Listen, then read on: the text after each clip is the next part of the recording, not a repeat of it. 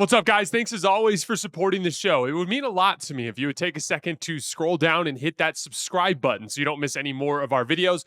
Also, make sure you follow us all over social media so you don't miss any of our content or show announcements. Devin Booker. I think it's going to break people's brains that I have Devin this high.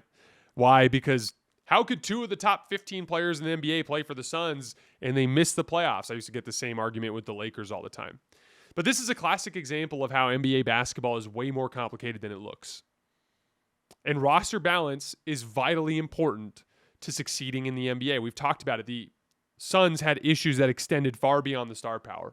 The issue was they indexed more towards star power, going after Bradley Beal, instead of indexing more towards supporting talent, which is what they needed when they already had Devin Booker and Kevin Durant on the roster. It was a poor decision, a poor direction to take the franchise. First of all, it's worth mentioning. When Kevin Durant and Devin Booker both played on the same night for the Suns, they were 32-24. That's a 47-win pace, which would have put them right in that 7-8 range in the standings, even with all of the massive roster shortcomings that they had. And they had a positive net rating when the two of them shared the floor together. So it was a combination of the poor roster construction that we were talking about, the complete lack of high motor athletes and center play and all the things that they needed to be a functional basketball team, and the fact that they were just dealing with a bunch of bang-up injuries that kept their best players from being on the floor together. So yes, the Phoenix Suns missed the playoffs, and I still think Devin and Kevin are two of the very best basketball players in the world. Let's look at Devin Booker's last season in review. Devin played in 75 games. He averaged 26 points, 4 rebounds, and 7 assists, just 1.1 stocks. He was one of 3 players in the entire NBA last year to play at least 60 games and average at least 25 points, 4 rebounds, and 7 assists. It was him, Cade Cunningham, and Nikola Jokic were the only guys that met that criteria. His efficiency. He was 46% from the field. That was his lowest mark since 2018. 33% from 3. The second lowest mark of his career. If you dig into the numbers, and we're going to do it in more detail here in a minute, but Devin talked about this in his postseason press conference, but he just didn't shoot the ball well, particularly from the three-point line, and that was the big thing that kind of prevented him from reaching the same efficiency marks that he reached at earlier points in his career. But he was 33% from 3. That was the second lowest mark of his career. 89% from the line, 53% in effective field goal percentage, and still, because he's got a super intelligent approach to offense with a high, a quality shot profile, and with the ability to take mid-range shots and actually make more than half of them, he still posted, even on a tough shooting season, a true shooting percentage of 59%, which is really good. Play type data. Devin Booker, still, even with poor shooting, was one of the best, most efficient shot creators in the NBA last year. I think that Devin is one of the most underrated passers in the league. He was 15th in assists per game last year. I'm not sure people realize the type of high-level playmaker that Devin Booker has become over the years. I don't think he's in that truly special tier of playmakers at the top of the league where you have guys like, obviously, Jokic and Luka and Trae Young and James Harden and LeBron James. There's a group of guys, Tyrese Halliburton. There's a group of guys that has that kind of organic, natural, excellent passing ability. That is something you're born with. And Devin Booker was not born with that per se. He's more of a natural scorer. But there's a handful of guys over the years in the NBA, at least in my time watching, that were natural scorers, but who became really high-level passers, at least relative to their peers over the course of their careers. A couple of examples. DeMar DeRozan, especially in the years in San Antonio, became a really high-level passer for a guy who was a score-first guy. Brandon Ingram, he's a guy that when he's healthy and in rhythm is one of the better passing forwards in the league. Jalen Brunson is a guy who's become a very good passer despite being more of a score-first guy in his career. Damian Lillard became a higher-level passer. Giannis Antetokounmpo in the last year or so. I think Devin Booker is in that tier as well. Guys who are I'd call them second-tier passers, really good passers that obviously aren't the organic, natural, from birth they just saw the floor differently than everyone else did type of guy. So all of that combines to make what I believe Devin Booker to be a legit second-tier offensive engine in this league. By that I mean He's not good enough to take mediocre players and make them an elite offense. But if you put him on a legit championship caliber roster, I absolutely think Devin Booker can be the best offensive player on your team.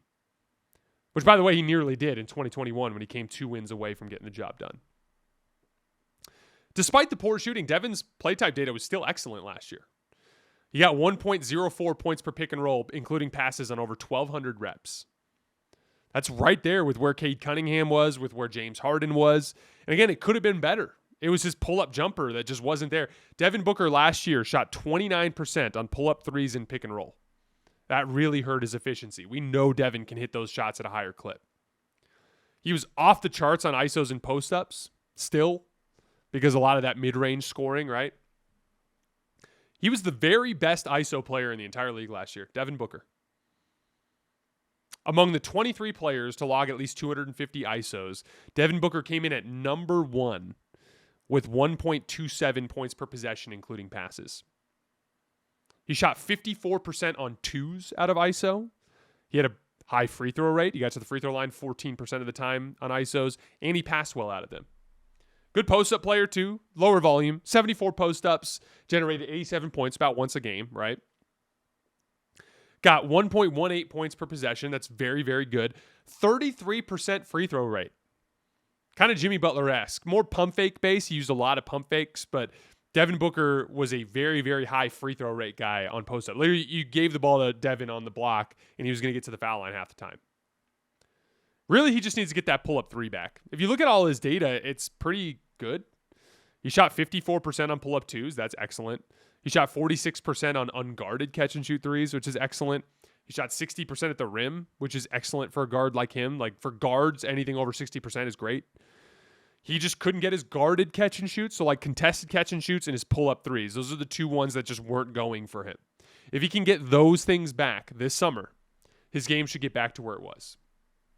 And by the way, like I expect that to be the case for Devin. I expect him to shoot the ball better this year.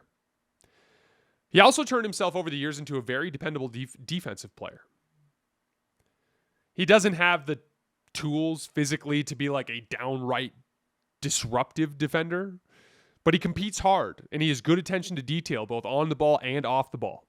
He's very competitive. He's got that fire and that willingness to do the work, especially in big moments.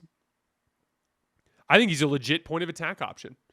Preferably as your second best. You don't want your best offensive player to be the primary point of attack guy, but if he's guarding the second best perimeter player, that's a really, really good role for him defensively. And he actually filled the primary point of attack role for Team USA in their gold medal run, if you guys remember correctly.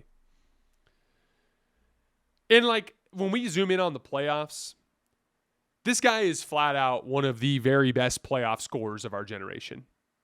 In 47 career playoff games, Devin Booker is averaging 28 points per game on 60% true shooting. That's insane. And he's super dependable. Even in the last 2 disappointing playoff runs where they got sent home in the first and second rounds by Denver and Minnesota, in those playoff runs, he was at 32 points per game on 68% true shooting. 68%. I think Devin's become one of the more underrated players in the league. Mainly just because of that flawed roster construct in Phoenix and people's inability to see through that. I think if Devin gets picked up at some point elsewhere where he can be the second best player again on a team while having a quality group of role players, I think he's going to hoist the trophy. I know it seems hopeless right now because of the leadership in Phoenix, but I still think Devin has a very good chance to win a championship in his career.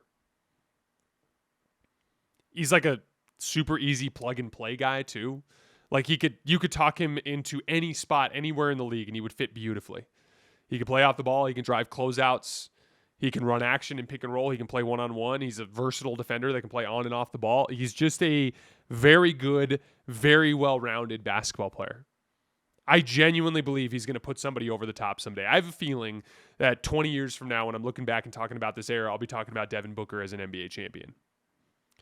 He's a super efficient, high-volume scorer. He's one of the top 15 passers in the NBA.